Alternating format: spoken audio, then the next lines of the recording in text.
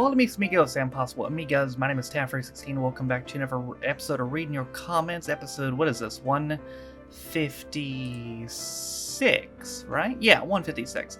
It is Thursday or maybe Wednesday if you're watching this a day early on Patreon. Shout out to all the patrons who have the option to watch these as well as reaction videos up to a day early, sometimes more, and you get your name in the description as well.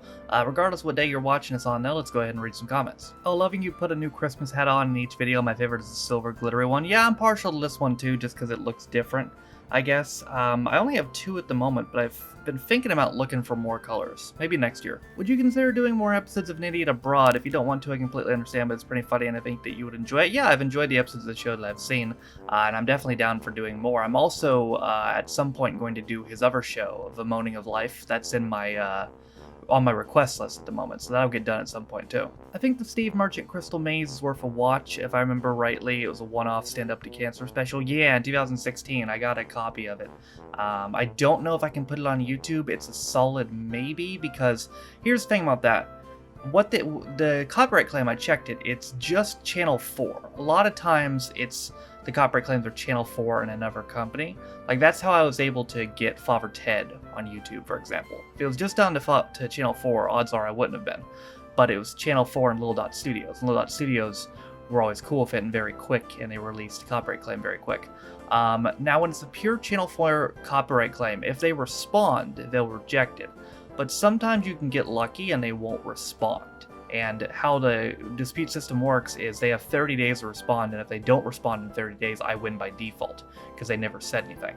An example of that, recently the Max and Patty videos, 5 and 6, had got a bunch of music claims on them for the music in the videos. So I disputed them, and the people who put claims on them never responded. So just a couple days ago, those music claims were removed.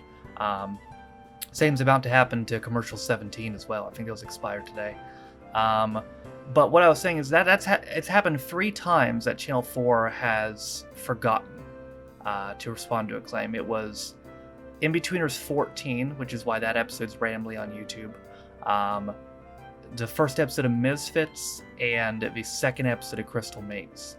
Those three times they just conveniently forgot to respond.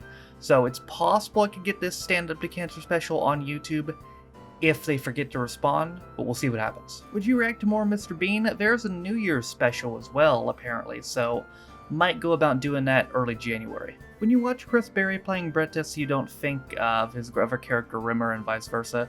That's what shows what a great comedy actor he is, so underrated. More please. Yeah, I mean, they're two very different characters, obviously, but he does good at distinguishing them. Like, that is a problem. We talked about this before with some actors. It seems like they just play themselves in every movie, and you know, it's hard to distinguish their characters. Like Dwayne Johnson's a good example of that. But they're two very different characters, and yeah, you're right, you don't really think of one when you're watching the other. Awesome, definitely up for British Empire becoming a regular series. It doesn't get much attention. Yeah, it's very weird. It's like, not only is it underrated, but like, to put this into perspective, there's no copyright on the show.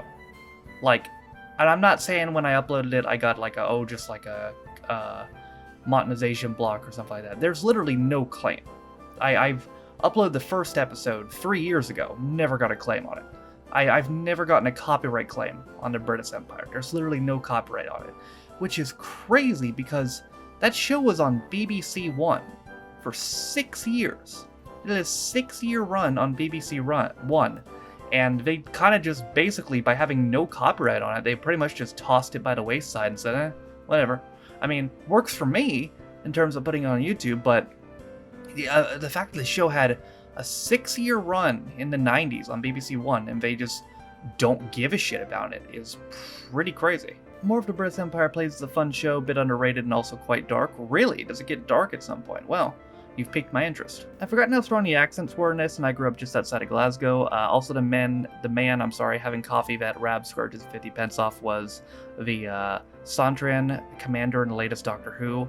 Almost every background character is an incredibly familiar face if you watch Scottish TV in the 80s or 90s. Yeah, I'm not that far in Doctor Who, to be honest with you. I don't think I ever will be.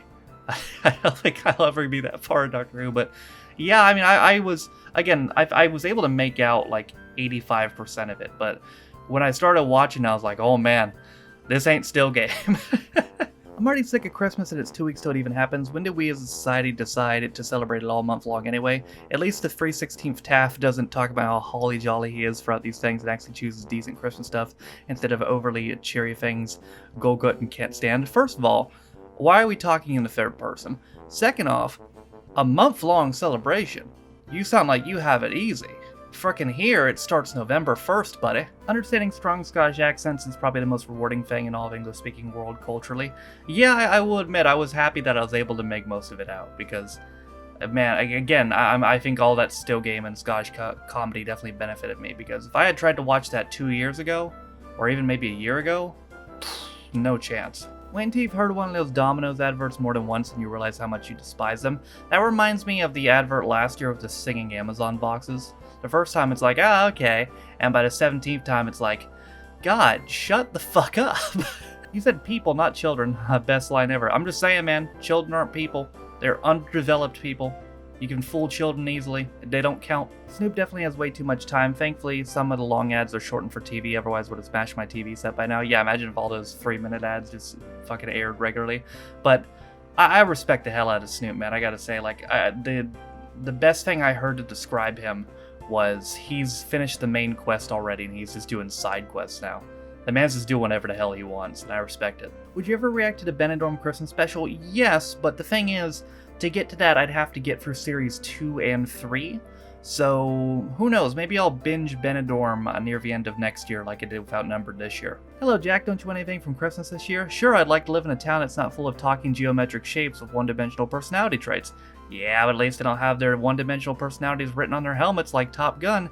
You know, I don't feel bad for Jack with the whole letter thing because, I mean, he gave it to Mr. Forgetful. What the fuck, dude? But I feel like living in a town with all those weird-ass personalities that literally wear them on their sleeve, I feel like I go insane. Okay, about the coin in the pudding, it's Christmas tradition to put a coin in it and whoever finds the coin is the lucky one. I mean, they can't be too lucky because then they have to eat pudding that tastes like zinc. The fairy in the M&S ad was played by Don French, the Vicar of Dibley. Yeah, I don't know, I didn't pick up on that. Apparently the fucking pig was Tom Holland as well. I guess I'm just not good at voices. Can you react to Top of the Pops Christmas? Maybe. Maybe. And this will go without saying, by the way. I'm sure most of you can guess what I'm about to say, but just in case.